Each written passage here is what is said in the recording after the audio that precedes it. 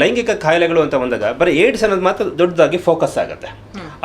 ಅದನ್ನು ಬಿಟ್ಟು ಬೇರೆ ಬೇರೆ ಕಾಯಿಲೆಗಳು ಕೂಡ ಇದೆ. ಗುಪ್ತಾಂಗ ರೋಗಗಳು ಅಂತ ಹೇಳ್ಬೋದು. ಗುಪ್ತಾಂಗ ರೋಗ ಅಥವಾ ಲೈಂಗಿಕ ರೋಗಗಳು ಅಂತಂತಂದಾಗ ಎಸ್, HIV ಒಂದು ಮೇಜರ್ ಡಿಸೀಸ್ ಇಲ್ಲ ಅಂತ ಹೇಳಲ್ಲ. ಆದರೆ HIV ಅಲ್ಲದೆ ಎಷ್ಟೊಂದು ಬೇರೆ ಕಾಯಿಲೆಗಳು ಇದ್ದಾವೆ, ಬೇರೆ ಇನ್ಫೆಕ್ಷನ್ಸು ಇದ್ದಾವೆ which are transmitted through sexually. So ಆ ಥರದ್ರಲ್ಲಿ ನೋಡಿದರೆ ಹೆಪಟೈಟಿಸ್ B, ಹೆಪಟೈಟಿಸ್ C, ಇಲ್ಲ ಅಂತಂತಂದರೆ ಬೇರೆ ಇನ್ಫೆಕ್ಷನ್ಸ್ ಲೈಕ್ ಗೊನೋರಿಯಾ ಆಗಿರ್ಬೋದು, ಇಲ್ಲ ಅಂತಂತಂದರೆ ಕ್ಲೈಮೀಡಿಯಾ ಆಗಿರ್ಬೋದು, ಇಲ್ಲ ಅಂತಂದರೆ ಹರ್ಪಿಸ್ ಆಗಿರ್ಬೋದು, ಇಲ್ಲ ಅಂತಂದರೆ repeated urine infection can also be because of even urine infection can be sexually transmitted also. Okay, repeated urination ಅಂದರೆ ಒಂದು ದಿನಕ್ಕೆ ಹಲವಾರು ಬಾರಿ ಯೂರಿನ್ ಮಾಡ್ತಾ ಅಂದರೆ ಯೂರಿನ್ ಇನ್ಫೆಕ್ಷನ್ ಅಂತಂದರೆ ಹೌದು, ಅದು that is also one of the symptom. ಅಂತಂದರೆ ಪದೇ ಪದೇ ಯೂರಿನ್ ಪಾಸ್ ಮಾಡಬೇಕಂತ ಅನ್ಸೋದು, ಇಲ್ಲ ಅಂತಂದರೆ ಯೂರಿನ್ ಪಾಸ್ ಮಾಡಬೇಕಾದಾಗ ನೋವು ಆಗೋದು, ಇಲ್ಲಾಂದರೆ ಉರಿ ಆಗೋದು, ಒಂಥರ ಡಿಸ್ಕಂಫರ್ಟ್ ಆಗೋದು. These are the symptoms of urine infection. ಪುರುಷರು ಮಹಿಳೆಯರು ಇಬ್ಬರಿಗೂ ಸೇಮ್.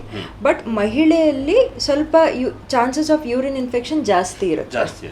ಯಾಕಂತಂದ್ರೆ ಯೂರೆತ್ರ ಅಂದರೆ ನಾವೇನು ಮೂತ್ರಪಿಂಡ ಅಂತ ಏನು ಹೇಳ್ತೀವಲ್ಲ, ಯೂರಿನ್ ಬ್ಲಾಡರ್ ಇಂದ ಏನೊಂದು ಪೈಪ್ ಬರುತ್ತೆ, ಯೂರೆತ್ರ ಅಂತ ಹೇಳ್ತೀವಿ. ಅದು ಗಂಡಸರಲ್ಲಿ ಸ್ವಲ್ಪ ಉದ್ದ ಇರುತ್ತೆ, ಹೆಣ್ಮಕ್ಳಲ್ಲಿ ಸ್ವಲ್ಪ ಚಿಕ್ಕದಿರುತ್ತೆ. ಸೊ ಹೆಣ್ಮಕ್ಳಲ್ಲಿ ಪದೇ ಪದೇ ಯೂರಿನ್ ಇನ್ಫೆಕ್ಷನ್ ಆಗೋದು is a very common this thing. But ನಾವು ಯಾವಾಗ ಲೈಂಗಿಕ ರೋಗಗಳು ಅಂತಂತ ಹೇಳಿದಾಗ ಬರೀ HIV ಒಂದೇ ಬರಲ್ಲ. ನಾನು ಹೇಳ್ದಂಗೆ ಹೆಪಟೈಟಿಸ್ B, ಹೆಪಟೈಟಿಸ್ C ಅಂತಲೂ ಬರುತ್ತೆ, ಗೊನೋರಿಯಾ ಅಂತ ಬರುತ್ತೆ, ಹರ್ಪಿಸ್, ಸಿಫಿಲಿಸ್, ಇಲ್ಲ ಅಂತಂತಂದರೆ chlamydia. These are also sexually transmitted. ಈಗ ಹೆಣ್ಮಕ್ಳಿಗೆ ಜಾಸ್ತಿ ಯೂರಿನ್ ಇನ್ಫೆಕ್ಷನ್ ಅಂತ ಜಾಸ್ತಿ ಇರುತ್ತೆ. ಈಗ ಹೊರಗಡೆ ಹೋದಾಗ ಪಬ್ಲಿಕ್ ಟಾಯ್ಲೆಟ್ ಬಳಸೋದಕ್ಕಾಗಲ್ಲ, ಮನೇಲಿ ಇದ್ರೇನೆ ಓಕೆ, ಬಟ್ ಪಬ್ಲಿಕ್ ಟಾಯ್ಲೆಟ್ ಅಂತ ಬಳಸೋದಾಗ ಎಷ್ಟೋ ಜನಕ್ಕೆ ಅದು ಯೂರಿನ್ ಇನ್ಫೆಕ್ಷನ್ ಅಲ್ಲಿ ಜಾಸ್ತಿ ಆಗುತ್ತೆ. ಆ ಟೈಮ್ನಲ್ಲಿ ಅವ್ರಿಗೆ ನ್ಯಾಚುರಲ್ ಅರ್ಜೆಂಟು ಅಂತ ಹೋದಾಗ ಅವೆಲ್ಲ ಪ್ರಾಬ್ಲಮ್ ಆಗುತ್ತೆ. Correct.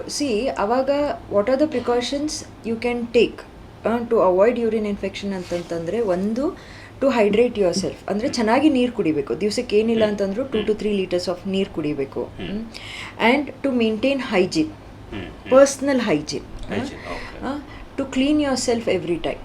And even before and after, ಲೈಂಗಿಕ ಕ್ರಿಯೆಗಿಂತ ಮುಂಚೆ, ಲೈಂಗಿಕ ಕ್ರಿಯೆ ಆದಮೇಲೂ ಕೂಡ ಕ್ಲೀನ್ ಮಾಡ್ಕೋಬೇಕು. So that will prevent you from repeated urine infection. And ಒಂದೊಂದ್ಸತಿ ಯೂರಿನ್ ಮಾಡಿದಾಗಲೂ ಕೂಡ ಅದು ಕ್ಲೀನ್ ಮಾಡ್ಕೋತಾರೆ. ಅಥವಾ ಎಸ್ಪೆಷಲಿ ಲೈಂಗಿಕ ಕ್ರಿಯೆಗಿಂತ ಮುಂಚೆ ಅದಾದಮೇಲೆ ಕೂಡ ಎಷ್ಟೊಂದು ಸತಿ ಏನಾಗುತ್ತೆ, ವೈಟ್ ಡಿಸ್ಚಾರ್ಜ್ ಆಗುತ್ತೆ ಹೆಣ್ಮಕ್ಳಲ್ಲಿ. ನಾರ್ಮಲ್ ಆಗಿ ವೆಜೈನಲ್ pH ಇಸ್ ಎಸಿಡಿಕ್.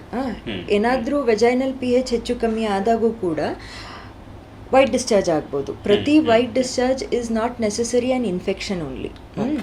ಒಂದೊಂದ್ಸತಿ ಈ ಮೆನ್ಸ್ಟ್ರಲ್ ಸೈಕಲ್ ಅಂತ ಏನು ಬರುತ್ತೆ, ಮೆನ್ಸ್ಟ್ರಲ್ ಸೈಕಲಲ್ಲಿ ಓವ್ಯುಲೇಷನ್ ಟೈಮಲ್ಲಿ, ಇಲ್ಲ ಅಂತಂತಂದರೆ ಪೀರಿಯಡ್ಸ್ ಬರೋದಕ್ಕಿಂತ ಮುಂಚೆನೂ ವೈಟ್ ಡಿಸ್ಚಾರ್ಜ್ ಆಗುತ್ತೆ. ಆದರೆ ಕಂಟಿನ್ಯೂಸ್ ಆಗಿ ವೈಟ್ ಡಿಸ್ಚಾರ್ಜ್ ಆಗ್ತಾ ಇದೆ, ಅಥವಾ ಇಚ್ಚಿಂಗ್ ಆಗ್ತಾ ಇದೆ, ವೆಜೈನಲ್ ಇಚ್ಚಿಂಗ್ ಆಗ್ತಾ ಇದೆ, ಅಥವಾ ಈವನ್ ಗಂಡಸರಲ್ಲೂ ಕೂಡ ಪೀನಸ್ಸಿಂದ ಸ್ವಲ್ಪ ಇದಾಗ್ಬೋದು, ಏನೋ ವೈಟ್ ಡಿಸ್ಚಾರ್ಜ್ ಥರ ಬರ್ಬೋದು, ಇರಿಟೇಷನ್ ಥರ ಬರ್ಬೋದು. So these are nothing but sexual infections which are to be treated.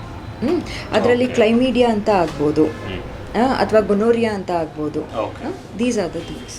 Okay, ಈಗ ಯೂರಿನಲ್ ಇನ್ಫೆಕ್ಷನ್ ಆಗಬಾರ್ದು ಅನ್ನೋದಾದರೆ ಸೊ ಯಾವ ರೀತಿ ಪ್ರಿಕಾಕ್ಷನ್ ತೊಗೋಬೇಕು ಹೆಣ್ಣುಮಕ್ಕಳು? Like first to hydrate well, ನೀರು ಚೆನ್ನಾಗಿ ಕುಡಿಬೇಕು.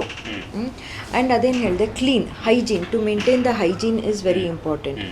And even while if you are having multiple sexual partners ಇದ್ದಾರೆ ಅಂತಂತಂದರೆ to use condom. In fact condom use ಮಾಡೋದ್ರಿಂದ ನೀವು ಬರೀ HIV ಅಂತ ಅಷ್ಟೇ ಅಲ್ಲ, ಬೇರೆ ಎಷ್ಟೋ ಲೈಂಗಿಕ ಇನ್ಫೆಕ್ಷನ್ಸ್ ಅಂದರೆ ಸೆಕ್ಷುಲಿ ಟ್ರಾನ್ಸ್ಮಿಟೆಡ್ ಡಿಸೀಸಸ್ನ ನೀವು ಅವಾಯ್ಡ್ ಮಾಡ್ಬೋದು. You can also avoid unwanted pregnancies.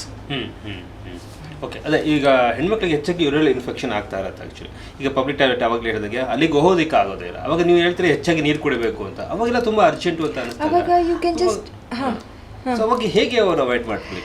ಈಗ ಮುಂಚೆ ಥರ ಏನಂತಾರೆ, ಇದಿಲ್ಲ. ಈಗ ಎಷ್ಟೊಂದು ಇದು ಬಂದಿದೆ, ಪಿ ಸೇಫ್ ಅಂತ ಬಂದಿದೆ, ಸ್ಯಾನಿಟೈಸರ್ ತರ ಬಂದಿದೆ, ಸ್ಪ್ರೇ ಮಾಡ್ಬಿಟ್ಟು ಕುತ್ಕೋಬಹುದು. ಯೂಶಲಿ ಎಲ್ಲ ಕಡೆ ಕಮೋಡ್ ಇರುತ್ತೆ ಅಲ್ವಾ, ಯು ಕ್ಯಾನ್ ಸ್ಪ್ರೇ ಒಂದು ವ್ಯಾನಿಟಿ ಬ್ಯಾಗ್ ಒಂದು ಕ್ಯಾರಿ ಮಾಡಿದ್ರೆ ಆಗುತ್ತೆ. ಅಷ್ಟು ದೊಡ್ಡ ಬ್ಯಾಗ್ ಕ್ಯಾರಿ ಮಾಡ್ತಾರಲ್ಲ, ಅದ್ರಲ್ಲಿ ಇದನ್ನೂ ಒಂದು ಇಟ್ಕೊಂಡು ಮೇಕಪ್ ಅಂತಲ್ಲ, ಛತ್ರಿ ಇಟ್ಕೋಬಹುದು, ಚಾರ್ಜರ್ ಇಟ್ಕೋಬಹುದು, ಪರ್ಸ್ ಇಟ್ಕೋಬಹುದು ಅಲ್ವಾ. ಅದ್ರ ಜೊತೆ you can also keep a sanitiser spray, so you can just spray it ಈಗ ಆನ್ ದ ಸೀಟ್.